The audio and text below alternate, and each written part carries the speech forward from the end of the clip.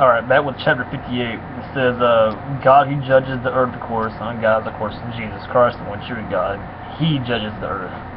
So, of course, He is over the universe, of course, over, heaven, the earth, over hell. Jesus is over it all because He's God. So He's the judge over it all.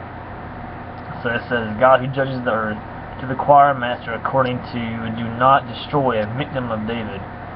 Do you indeed decree what is right, you gods? Talking about, the demons. David's saying, do you demons decree what is right and what is wrong? No, God does that. The demons really have no power unless God allows them, or ordains them to do what they what they got to do.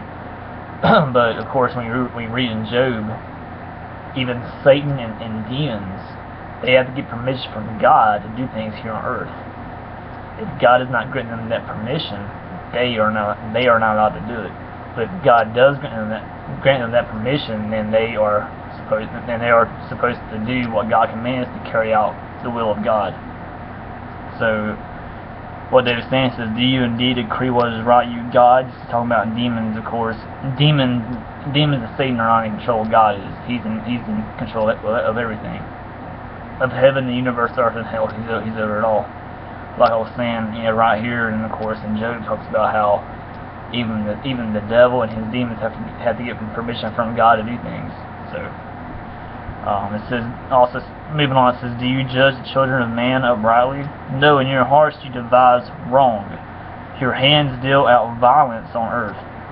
Because David knows this, because David knows how evil the demons, and he even knows how evil Satan is. Because that they produce, that they produce wrong, and they produce violence on earth. The wicked are estranged from the womb. So it says, verse 3, the wicked are estranged from the womb.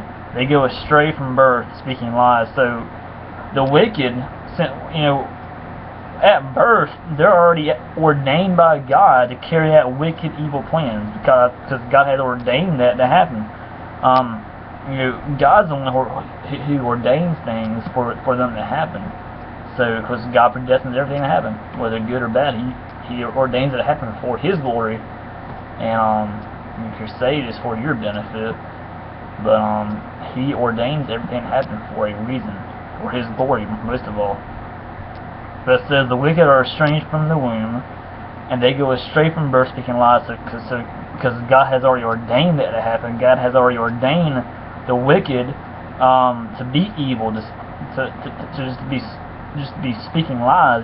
He has ordained them to be evil, to carry out the will of God, so that God can destroy evil when He returns to save His children.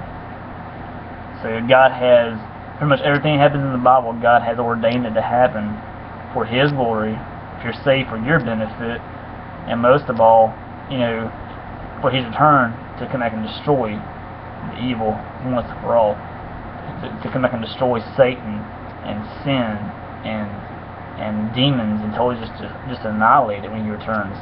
And He returns, like I said, He destroys all of that to save His children from His wrath, and then He builds a new earth and a new heaven. He brings heaven down to earth, and it's a perfect earth for all eternity for Him and His children.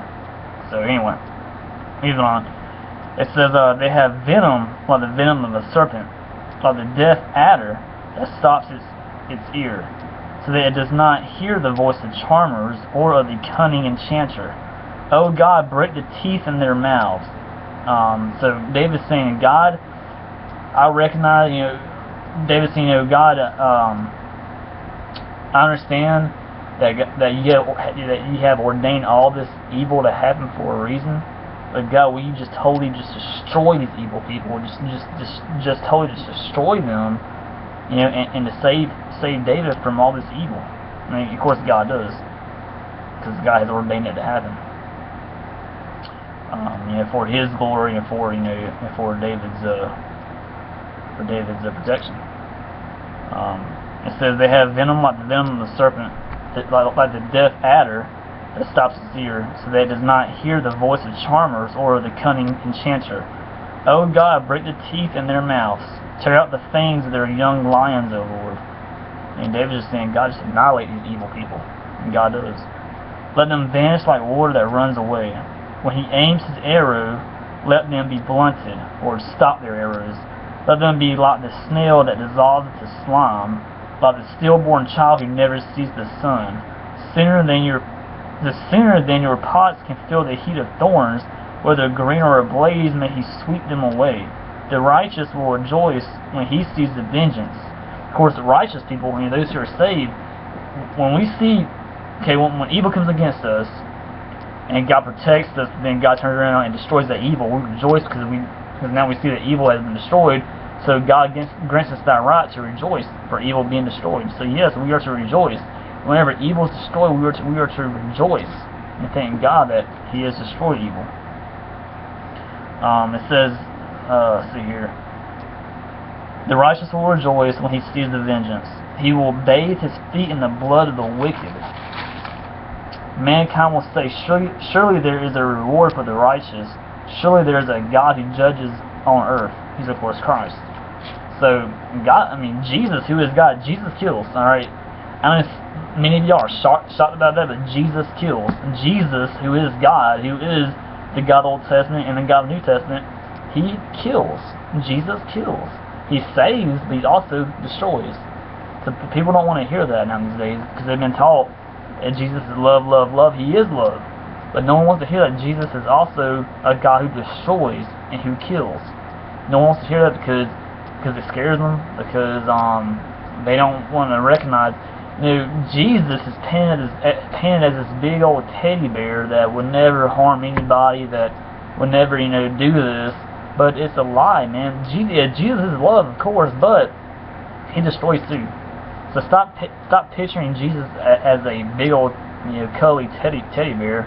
But really and truly, Jesus is picturing Him as the Bible, pictures Him as a mighty warrior. He's coming to destroy the evil of this world. He's coming to save His children from His wrath on earth. That's Jesus that I serve. That's the biblical Jesus.